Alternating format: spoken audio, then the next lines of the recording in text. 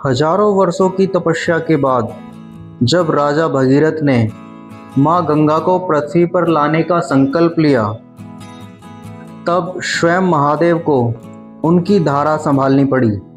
जानिए गंगा अवतरण की यह अद्भुत कथा। अंशुमन ने गंगा जी को लाने की कामना से बहुत वर्षों तक घोर तपस्या की, परंतु उन्हें सफलता नहीं मिली। समय आने पर उनकी मृत्यु हो गई। अंशुमान के पुत्र दिलीप ने भी काफ़ी तपस्या की। समय आने पर उनकी भी मृत्यु हो गई। दिलीप के पुत्र थे भगीरथ। उन्होंने बहुत बड़ी तपस्या की। उनकी तपस्या से प्रसन्न होकर भगवती गंगा ने उन्हें दर्शन दिया और कहा कि मैं तुम्हें वर देने के लिए आई हूँ। उनके ऐसा कहने पर राजा भगीरथ ने बड़ी नम्रता से अपना अभिप्राय प्रकट किया कि आप मृत्युलोक में चलिए। गंगा जी ने कहा, जिस समय मैं स्वर्ग से पृथ्वी तल पर गिरूं, उस समय मेरे वेग को कोई धारण करने वाला होना चाहिए। भगीरथ ऐसा न होने पर मैं पृथ्वी को फोड़कर रसातल में चली जाऊंगी। इसके अतिरिक्त इस कारण से भी मैं पृथ्वी पर नहीं जाऊंगी कि लोग मुझ में अपने पाप धोएंगे, फिर मैं उस पाप को कहाँ धोऊंगी। भगीरथ, इस विषय में तुम स्वयं ही विचार कर लो।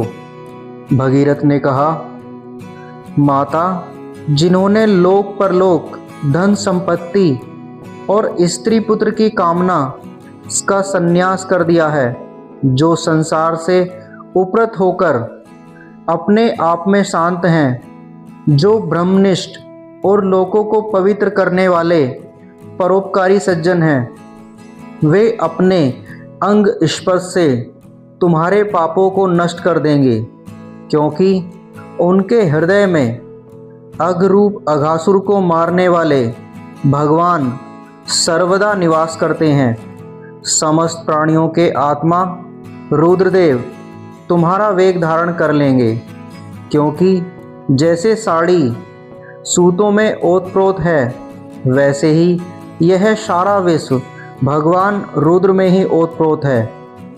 परीक्षित, गंगा जी से इस प्रकार कहकर राजा भगीरथ ने तपस्या के द्वारा भगवान शंकर को प्रसन्न किया। थोड़े ही दिनों में महादेव जी उन पर प्रसन्न हो गए। भगवान शंकर तो संपूर्ण विश्व के हितैषी हैं। राजा की बात उन्होंने तथास्तु कहकर स्वीकार कर ली। फिर शिवजी ने सावधान होकर गंगा जी को अपने सिर पर धारण किया। क्यों न हो, भगवान के चरणों का संपर्क होने के कारण गंगा जी का जल परम पवित्र जो है। इसके बाद राज ऋषि भगीरथ त्रिभुवन पावनी गंगा को वहां ले गए, जहां उनके पितरों के शरीर राख के ढेर बने पड़े थे। वे वायु के समान वेग से चलने वाले रथ पर सवार होकर आगे आगे चल रहे थे और उनके पीछे पीछे मार्ग में पड़ने वाले देशों को पवित्र करती हुई गंगा जी दौड़ रही थी।